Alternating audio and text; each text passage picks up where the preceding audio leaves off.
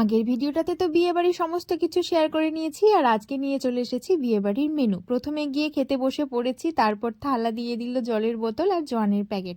থালাটা ধুয়ে নিলাম, এবার একটা ভাজা আর লেবু দিয়ে গেল, তারপর দিয়ে গেল ভাত আর একটা সবজি। বেশ সুন্দর খেতে ছিল।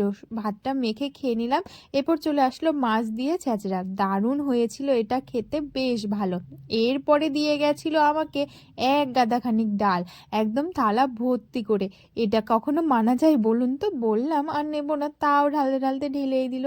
যাই হোক, লেবু চিপে একটুখানি ভাজাটা নিয়ে টপাস করে মুখে দিয়ে দিলাম। এরপরই তো চলে আসবে মাটন। মাটনের জন্য অপেক্ষা করতে করতেই প্লেটে পড়ে গেল মাটন। বেশ ভালো সুন্দর হয়েছিল মাটনটা, বেশ ভালোভাবে সেদ্ধ হয়েছিল। পিসটা ছোট ছিল, খেতে বেশ ভালোই লাগছিল।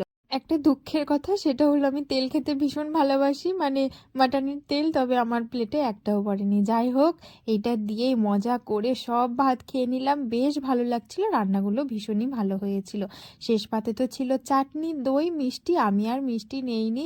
আর এত ভিড় ছিল প্যান্ডেলে যে দইটা খাওয়ার আগেই লোকজন এসে ভিড় করছিল।